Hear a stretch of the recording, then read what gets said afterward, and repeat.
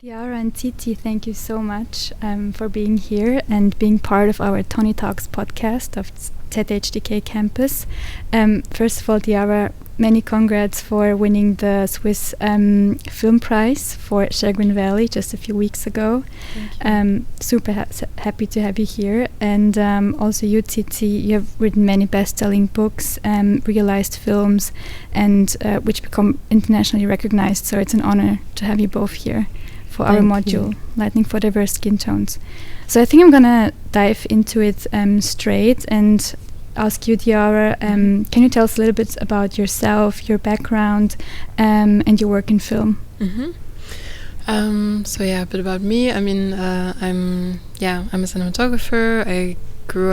I was born in Hamburg in Germany. I grew up mostly in Germany. I was in Senegal for a bit when I was younger, and I also have a strong connection there, and I'm kind of between the two, and I have a lot of family there, so it's kind of, I'm also working, I'm based in Berlin, but I'm working in between the spaces, and I'm working a lot in Senegal as well, and in Europe generally. I started more with photography. I think photography was kind of my first love, and it was always this need of like kind of archiving that I had, and like showing my family, capturing moments, and capturing things that maybe also, I felt like a lot of archive hasn't been there for a long time when I look in the history of my family. So I don't know, I think there was this urge always to archive certain things, and that's kind of how I started, like how my love for the visuals started. And then through that, I got more interested in moving images as well, and I was doing some photo assisting, and then I met a really great cinematographer in Berlin when I was doing like a production internship, and he kind of brought me in and showed me a lot, and I was like, oh, I think this is the thing that kind of pulls together a lot of the things that I really love and like some sensibilities that I have. And then I kind of started to the assisting path, and I was a camera assistant for a few years, and then on the side I was always kind of shooting my own things with people, with friends, with people I got to know during that time, and then I kind of transitioned into just doing cinematography, and now I kind of do a mix of different formats. I do narrative fiction, documentary, but also commercial and short form work as well, so it's kind of a mix of everything. Quite a broad palette of work you do in film. Tsitsi, as I said before, you've written many best-selling books. You realized films which become internationally recognized. Can you tell us a little bit more about your background, your work, and your inspiration to work in film? I come from Zimbabwe. I was born in Zimbabwe. I spent some years of my childhood in England, and then went back to Zimbabwe for school, and I did all my schooling in Zimbabwe. Then I went back to England for a little while to study something totally unrelated to what I'm doing now. Realized that was not for me, so went back to Zimbabwe, went to university in Zimbabwe where I studied psychology. And it was while I was at the university in Zimbabwe that I realized that making narrative was what I wanted to do. So I started off with plays on campus, and that turned into basically writing other things. I began with a short story that won a prize in a Swedish competition, and then I started writing longer prose, and I wrote my first novel at about the age of 25, and I thought I'd become a novelist, but the world was not ready for literature from young feminists from Zimbabwe at that time. So I had to look for something else to do. And so I asked myself how I could continue to make narrative. And that's when I decided to go to film school. I ended up in Berlin at the DFFB, and I graduated from there in the 90s. And I went back to Zimbabwe after that to make films there. I didn't really understand the film economy at that time, but I came to understand it very well, trying to make films in Zimbabwe. And what I found out is that one has to have an infrastructure and a community of filmmakers who are properly qualified. And so I've had to just chip in to try to make all that happen in Zimbabwe. So that's what I do. Whenever I have the chance to make a movie, whether it's something of my own or whether it's the young women that I'm training, or whether it's writing long prose, I just go for that to tell my story. So you're both teaching the module Lighting for Diverse Skin Tones here at our university. Diara, can you tell us a little bit more about what this module is exactly about? So, I mean, generally the idea was kind of to talk about, because I think there's so many things in terms of like unconscious bias, things we have in technology when it comes to, lighting non-white skin, people of color. And I think it's really important to talk about it in different contexts, to have more awareness for, how we work with all the people that are part of our society, and not just, white people that are maybe more in a majority here, but everyone that is, part of the society and should be represented in a way that feels true to them. And I think the idea is to find language around it, be more aware in terms of like the things that we have in our technology and in our ways of working on set that don't cater to certain people yet. So I think the idea is to kind of talk about that and open a space to have a conversation around that. Yeah. Tsitsi, what's your approach in the module? What are you trying to put a light on? Well, I am predominantly a writer-director, so I'm actually learning a lot, so I'm really happy to be here. I did work with Pierre on a short film in Zimbabwe, and that is why he invited me to be here today. But coming back to the issue of why it's important to have this kind of seminar, is that we may think that the biases that are in technology are accidental or just happened naturally. But it's important to remember that the whole technology of capturing moving images began in the 19th century, seriously. And the Lumiere brothers in France had their first demonstration in 1894, which is not the film that people usually remember. That 1894 was a child's breakfast or mealtime, and that was the first demonstration of moving images. So the following year, it was the train coming into the station, and people ran away, 1895, and that is what people remember. However, those dates are really important because they are very similar to the time when the Berlin Conference was going on. And so it really is not an accident that you have a technology being developed that works in a way as to represent certain groups of people with different amounts of melanin in their skins in a particular way. And we know that the way that film discourse developed after that was in terms of the ethnographic cinema, which looked at people who had higher concentrations of melanin as being objects to be studied. And so it's important to remember that these biases are inscribed into the technology from the culture. So in the 1960s, they started integration in the United States, probably the late 50s as well. And this is when melanated children were bused into areas to go to school with children who were lesser melanated. And they would have class photographs, or they would just have photographs with friends.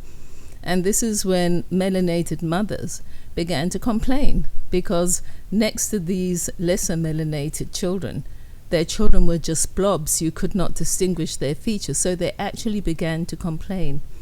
Now, according to some research that has been done, Kodak, who produced most of the film at that time, did not react to the complaints of the mothers. This was the time that they were using the Shirley cards with white women in them as the norm, which Diara mentioned this morning. And so for them it was inconceivable that they would listen to what a group of women who were highly melanated would say. So, according to the research that I have read, the change came about when manufacturers who made products that had a dark color that they wanted to sell began to complain that there was not sufficient dynamic range in the film stock at that time to capture all the aspects of the products that they wanted to sell. And of course, one of the products was chocolate. So this is when people began to think more about the dynamic range and the need to be able to capture darker tones as well as light tones. So there is a whole history of how this bias against darker tones in moving images has been inscribed through technology into our narrative. So for me, it's very important to bring this to people's consciousness and to understand that the work that is being done here in this seminar is really groundbreaking, and it is absolutely vital in a world that is looking for solutions for many things. As long as we think that there are groups of people who are less deserving of anything, we are going to continue on the same path that we are. And it is easy to think, oh, things happen to them and not to us. So really, I think that this seminar is talking about moving images and technology, but it has ramifications for basically the way we are in the world today. Yeah, totally. And maybe one thing to add also, like, I think this is such a good point because it's so important, because actually image making and the things that we do, they shape so much our society and everything, and the way that we perceive each other, like in such a, like, it goes so deep, and it's such an archive, and it's the things that we refer to in the past and how we look at ourselves as well. And I think it is also for yourself, just to see yourself represented in a certain way is so important, like in a way that you feel reflected. And I think, yeah, it's such an agent of change if we can make sure that, everybody gets the representation that they need and feel in the films that we have and the archives that we have.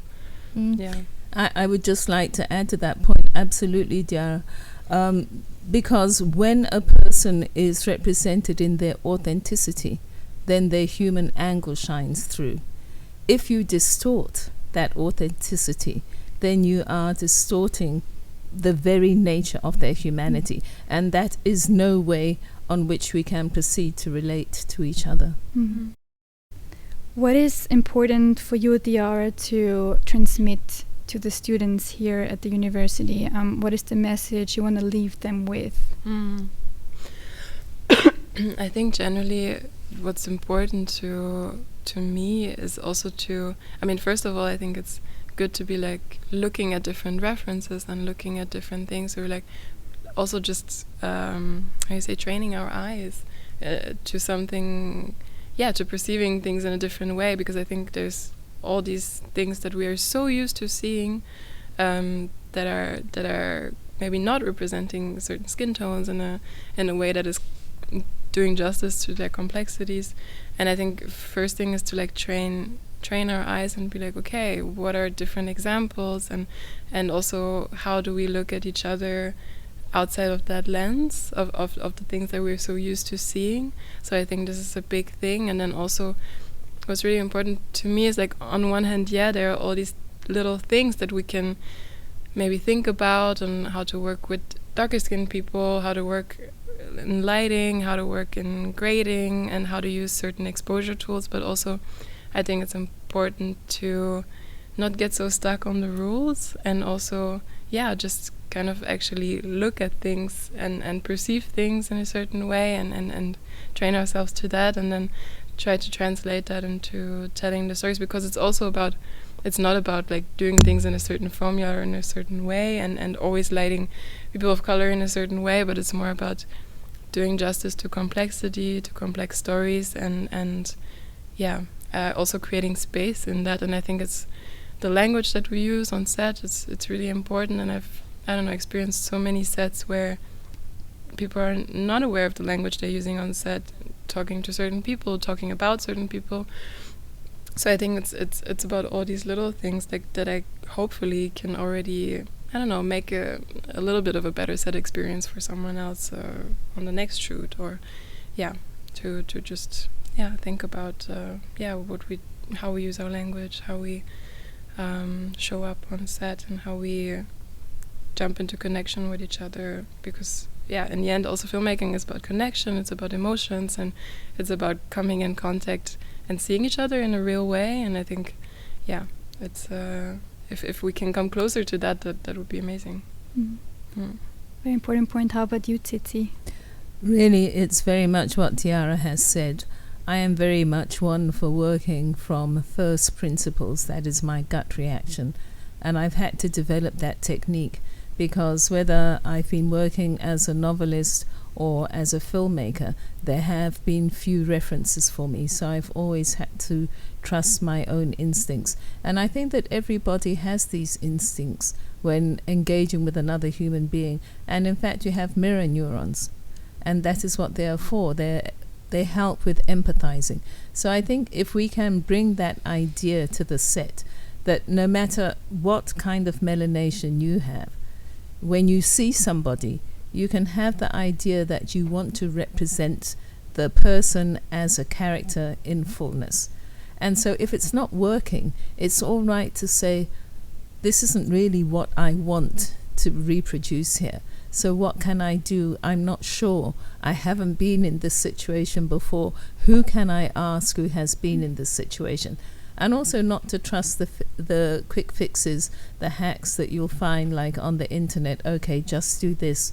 But as Diara said, to understand that every situation is different, and so it calls for a different approach, a different procedure to get the authenticity of that moment into your image. And yeah, so call up Diara. Diara, I'm here and I don't know what to do about this. What was your experience so far working with the students? You had a very practical part today as well, with modules being here with all different skin tones.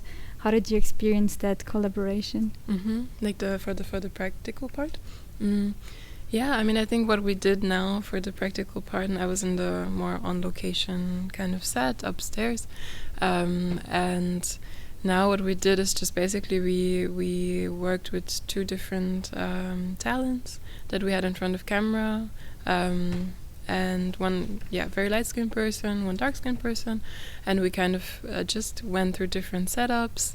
We had them both sit in front of the camera together, separately, and we just kind of had a daylight situation, a mixed light situation. We're trying out different diffusions, playing around and just kind of getting a feeling for what light does, how you can shape it, what happens if you make it softer, what happens if you take everything away.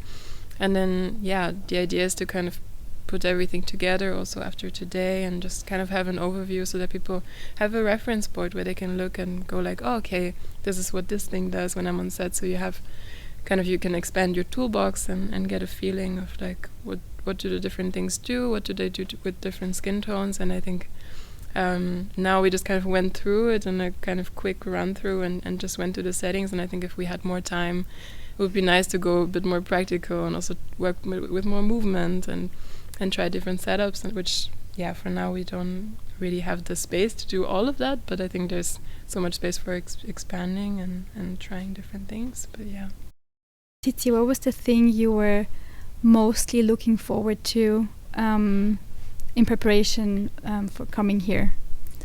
Well, Pierre had told me a lot about Diara's work, and when I saw that she was going to actually screen a film that she had shot, that was the highlight for me.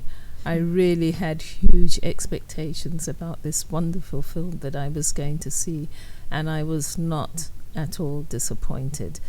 First of all, there is the look through the camera that Diara brings to her work when she is shooting highly melanated people, and it's a look of love. You can just feel it. And then that love is amplified by the techniques that she uses. And so I was just mesmerized watching the screen. And you then went on to show us some Polaroid pictures of melanated people, which were completely washed out, that the skin tones are completely wrong. And although these were people in really happy situations, one of them was laughing her head off, and then the other one was a couple, one was sitting relaxing and the other person was behind.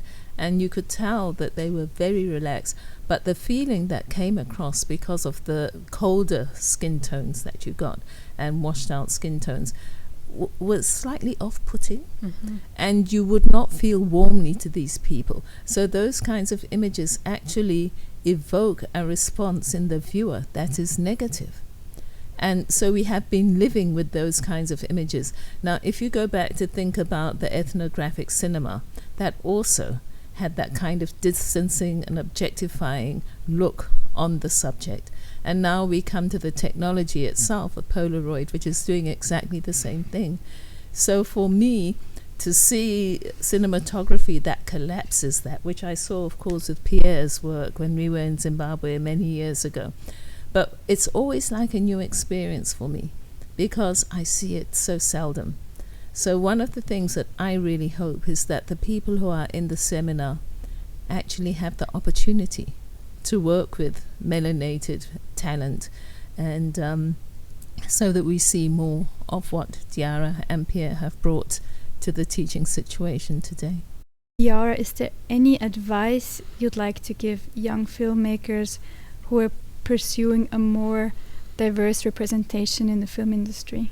I mean, I think the first thing is always like hire like a diverse crew, like make sure that also you have people with you on set that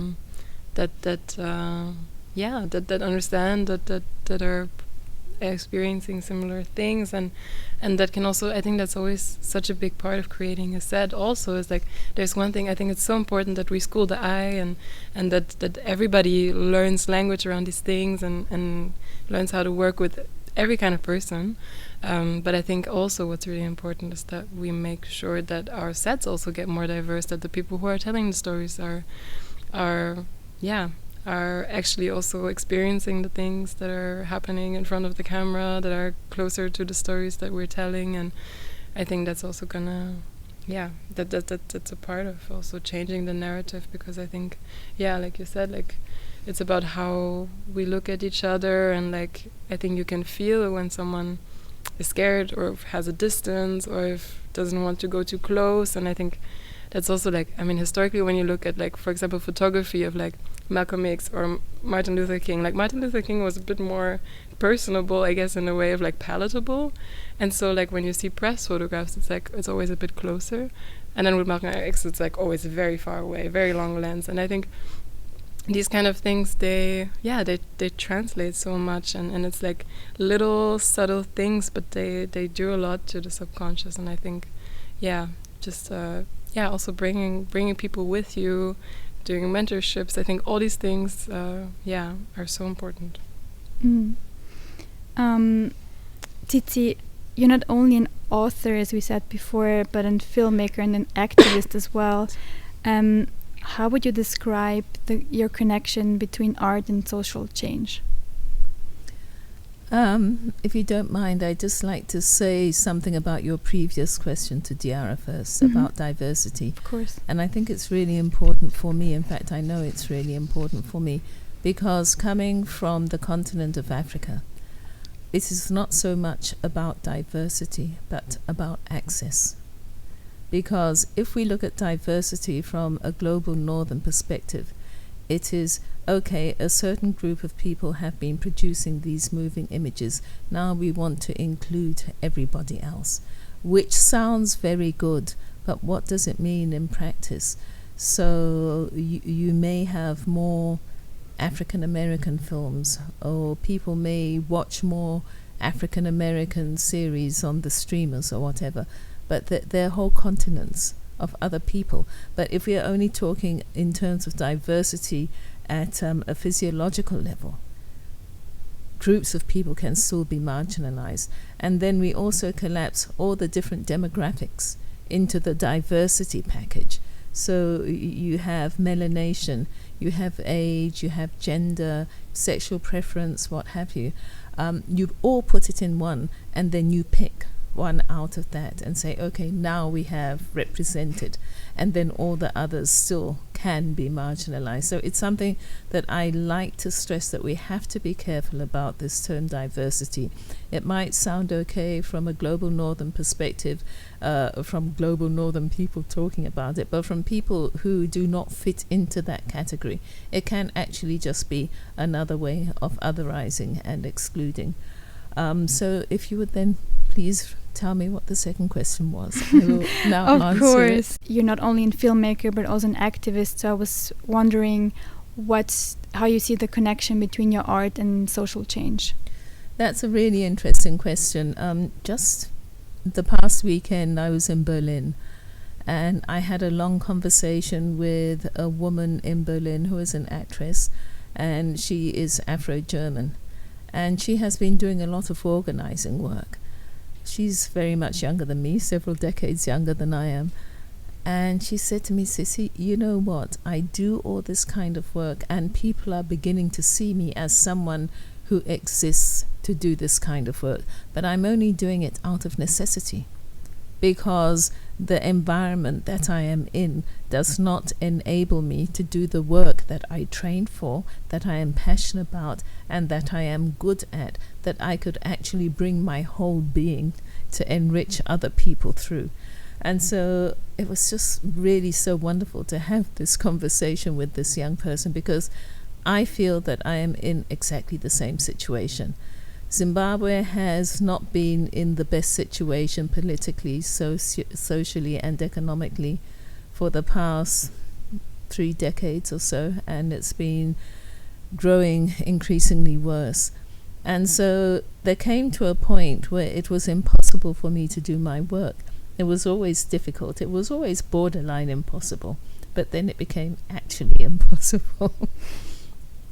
And I always used to say to myself, if I cannot make movies because I can't raise the production funds for something, I can at least go back to write. Little did I know that the situation in Zimbabwe would even prevent my writing. And I can tell you so many ways in which that writing would be prevented. First of all, books. Books are wildly expensive in Zimbabwe, and I wasn't traveling much at that time, so I didn't have access to books, so my discourse did not broaden in terms of writing. Then it was everyday life. Things began to disappear off the shelves. Money, actual physical money, became scarce. So you plotted to get physical money so you could go and buy things, and you would be running around and joining queues in order to get them. So you couldn't be writing. I could be thinking about writing, but I couldn't actually be doing it. Then amenities began to be scarce. Electricity, no power, so you can't write. You decide, okay, we have a generator, that's not so bad, but then the generator is blaring and you're sitting there and you're trying to write. You cannot write. Plus, fuel is scarce. In fact, one of the films I'm working on now is about fuel scarcity. And so you spend time in the queue, or whoever has gone to get the fuel spends time in the queue. So it was all these things. Water. Suddenly there's no water. So now you have to think about, where am I going to get water from? Some areas have underground water and others don't, and I happen to live in an area that doesn't. So just getting water becomes an issue. I can't get up in the morning and think, oh, I'm going to sit down and write as soon as I'm up, because I want to have my shower, I want to feel fresh before I sit down, and then it takes me a long time to make sure that the water is there. So it got to the point where I thought, no, this cannot go on. And if it is going on like this, then people need to say something about it. So I don't actually think that I am an activist as such, but I think I bring to my social life what I bring to my writing and or my narrative production. And I call that kind of like witnessing, not a one-to-one witnessing, but a kind of soul witnessing that then creates something else. So if I can create a film, I'll do that. If it's a play, I'll do that.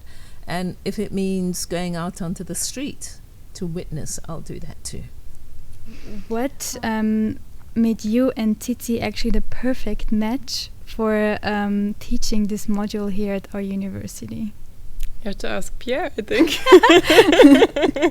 Why? From your perspective. I mean, I don't know. I think it's really, really nice to get to have also this kind of intergenerational exchange. And I mean, like, I'm so grateful to be able to do this together with Tsitsi, who is, so amazing in all the work that she's doing. And to get to kind of, come in from these different perspectives, like from, different generations, different experiencing of experiences, also contextually, globally, how to kind of come together and exchange about filmmaking now, how we can reference to the past, like how we move from here, how we look forward, and I think it's really nice. I'm really grateful for it. I think it's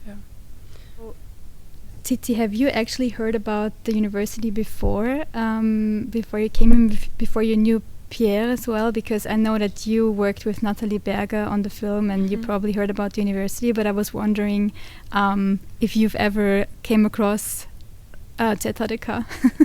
Yes, in fact, I did hear about it. Pierre was not at the university when we worked together, because that was before he became a teacher here. But my daughter had a year in Lausanne, or at least one semester in Lausanne, and then she did her internship here in Zurich. And one of the things she was thinking about doing was coming here to do her master's. So that's how I heard about it. But I didn't hear about the film department or anything like that until I think it was last year. Pierre and I met in Cannes, and I knew he was teaching. I didn't really know where, but then he told me that he was teaching here.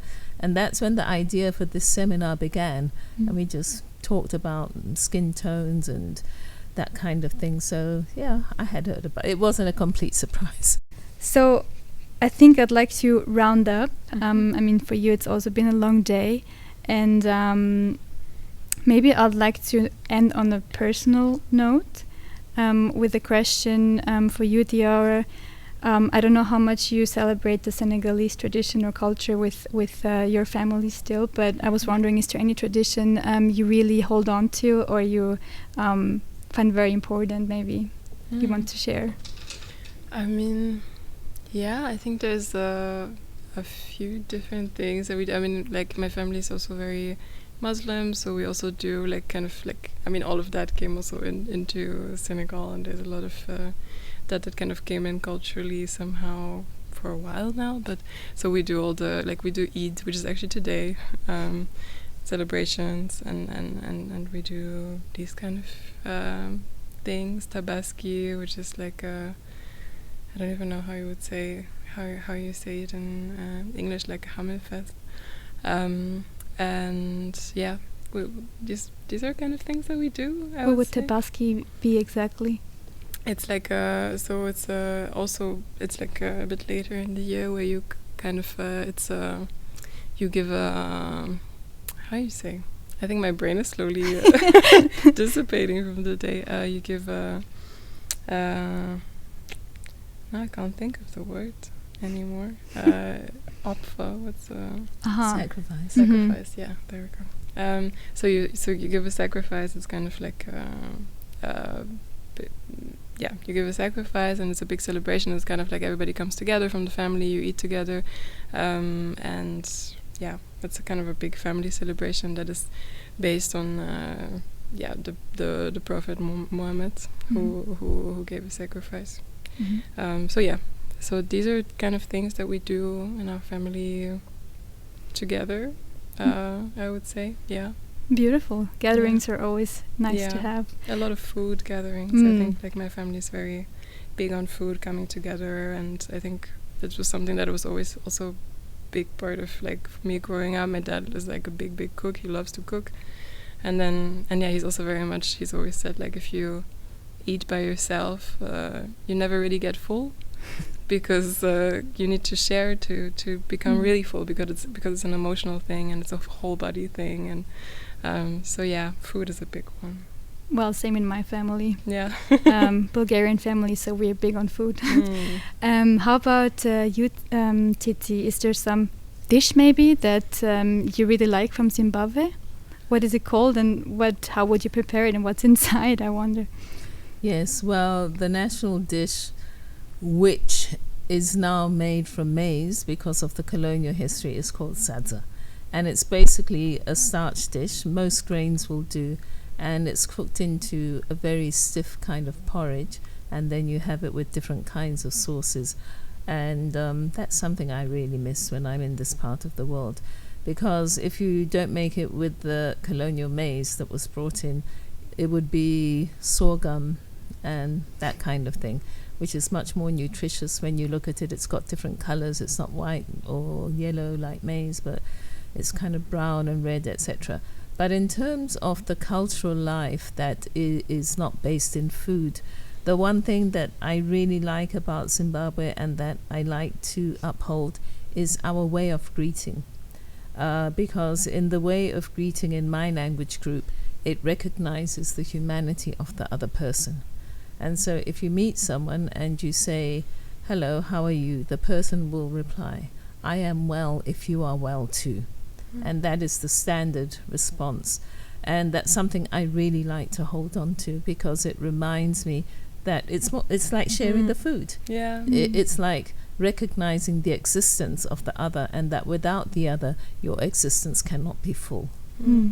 It's so beautiful. And actually in Wolof there's like really a similar thing, because you also have a like kind of long greeting ceremony where you go back and forth and you ask kind of the same questions, but you can come back to the same question like 3 times, and then usually like Nangadef and Mangifirek. Nangadef is like how are you doing, and Mangifirek is the answer, which means I'm here only. So it's also really about presence and like seeing each other in that presence. And yeah, you just kind of go back and forth and be like, okay, we're meeting as people first, and we're acknowledging each other first, and then after that we can go into whatever we need to go into, which is so nice. That's really crazy, because we have also exactly the same. Translated, it would be Indiripo, I am there. But then you would say Kana Muripo if you are there also. But it's the same thing. I am there. That's so nice. Yeah, it's so close. Okay. I'd like to pick your brain for a little game, if you're up for it. It's late in the day, but maybe you wanna. It's just gonna be short. Wanted to try it out, so it's gonna be alternately. So I'm gonna ask you favorite dish, movie, and you're gonna answer, and then it's gonna be Tsitsi, and we're gonna jump back and forth. Okay. I'll start with you. Favorite movie. Whoa, that's a hard one. I don't think I can pick. You have to. That's really hard. Favorite movie. Whoa. Current favorite movie. Yeah, let's say movie. Okay, I watched I think 2 years ago or 1.5 years ago, I watched this film called Diara Sow, which is a Costa Rican film, I think, and I really loved that. I think it's really beautiful, kind of intergenerational women constellation film with a lot of magic realist elements, a lot of contact improvisation in the movement, and I love that. Favorite city, Tsitsi? Favorite city? Yeah. Berlin. Favorite actress? Favorite actress? Whoa.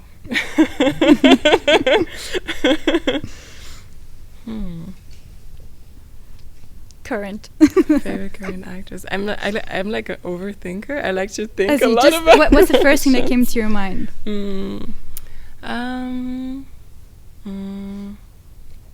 That's really hard. I maybe I'll come back to it. Favorite film genre? Musical comedy. Favorite month? Favorite month?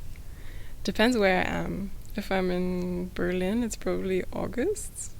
If I'm in Senegal, it's probably December. Favorite song? Goodness me. It must be from La Traviata. The aria about how beautiful love is, but I forget the title. You want to sing it? No. Favorite book? Favorite book? Am I asking you the hard questions? I feel like it's not. No, you're fine. Wow, so many. I'm gonna say current probably again. I can always come back to Your Silence Will Not Protect You by Audre Lorde. I think it's a forever standing reference. Yeah. Favorite singer? I would say my favorite singer. Did not spot that. No. My well, I could tell you who my favorite singer is as well, but I'll stick to the question. My favorite singer is a Zimbabwean who called Winky D, and you can all go and look up what he does and his music videos. Yeah. And favorite sweet? Favorite sweet? Cheesecake. Oh, nice. I think that's a nice point to end it, because it made me get hungry. So thank you both so much for being here, for the opportunity for our students. It's been a pleasure to talk to you, and looking forward to tomorrow. Thank you. Thank you. Thank you.